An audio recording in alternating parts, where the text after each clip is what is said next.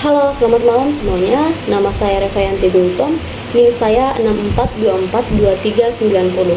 Topik yang saya bawakan hari ini adalah korupsi menghancurkan masa depan suatu bangsa. Korupsi telah menjadi salah satu persoalan struktural yang paling kompleks di banyak negara, termasuk Indonesia. Sejak masih Orde Baru hingga era reformasi, korupsi tumbuh bukan hanya sekedar praktik individu, melainkan bagian dari sistem dan budaya yang mengakar. Ketika kekuasaan disalahgunakan demi keuntungan pribadi atau kelompok, keadilan sosial dan kesejahteraan rakyat pun tergadaikan. Maka, perjuangan melawan korupsi bukan sekedar soal hukum, tapi juga soal moral, politik, dan juga masa depan suatu bangsa. Namun, apa sih korupsi itu? Korupsi merupakan penyalahgunaan kekuasaan atau wewenang untuk keuntungan pribadi. Hal ini seringkali dengan mengorbankan keuntungan publik.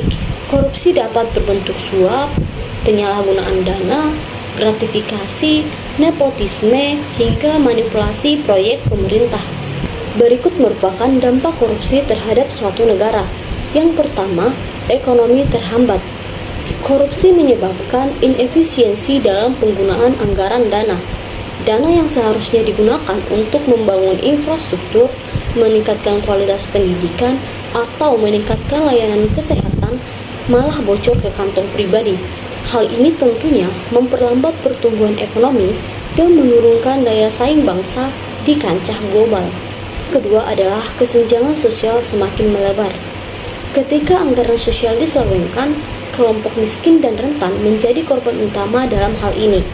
Mereka kehilangan akses dalam hak dasar seperti pendidikan, kesehatan, dan jaminan sosial. Akibatnya, ketimpangan sosial makin tajam dan keadilan sosial sulit tercapai. Yang ketiga adalah menurunnya kepercayaan publik. Korupsi merusak legitimasi pemerintah. Rakyat kehilangan kepercayaan kepada institusi pemerintah ketika pejabat publik lebih mementingkan diri sendiri daripada melayani rakyat. Ini dapat memicu apatisme politik, bahkan potensi konflik sosial. Yang keempat adalah kualitas demokrasi menurun. Dalam sistem demokrasi, korupsi melemahkan fungsi lembaga-lembaga pengawas dan perwakilan rakyat. Uang dan kekuasaan menjadi alat untuk membeli pengaruh, merusak pemilu, dan menghilangkan makna partisipasi rakyat. Upaya pemberantasan korupsi di Indonesia. Indonesia sebenarnya telah memiliki berbagai instrumen hukum dan kelembagaan dalam memberantas korupsi.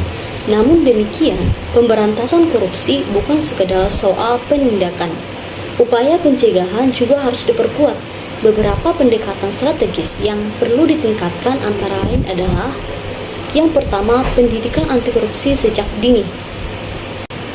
Menanamkan nilai-nilai integritas dan kejujuran harus dimulai sejak dari bangku sekolah. Kurikulum anti korupsi perlu dimasukkan dalam pendidikan formal dan informal. Generasi muda harus diajak menjadi agen perubahan. Yang kedua adalah transparansi dan digitalisasi layanan publik. Digitalisasi dalam sistem pemerintah dapat mengurangi celah terjadinya korupsi. Pelayanan publik yang transparan, berbasis data terbuka, dan minim tatap muka akan mempersempit ruang suap dan pungli. Masyarakat, media, dan komunitas warga memiliki peran besar dalam mengawasi penyelenggaraan negara.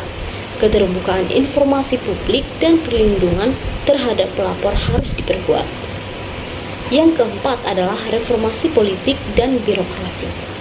Partai politik yang transparan dalam pendanaan serta birokrasi yang profesional dan bebas dari intervensi politik merupakan kunci dalam membangun pemerintah yang bersih.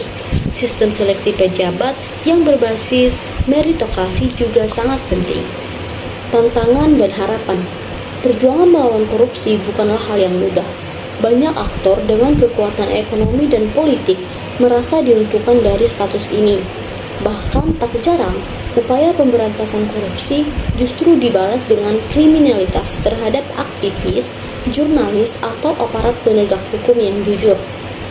Namun, harapan itu selalu ada. Selama masih ada rakyat yang peduli, generasi muda yang kritis, dan aparat penegak hukum yang berani, korupsi tetap bisa diperangi di Indonesia. Indonesia membutuhkan pemimpin dan warga negara yang berani mengatakan cukup terhadap budaya korupsi ini. Korupsi adalah penyakit bangsa yang harus disembuhkan bersama, bukan hanya dengan undang-undang dan lembaga hukum, tapi dengan membangun budaya kejujuran, transparansi, dan tanggung jawab sosial.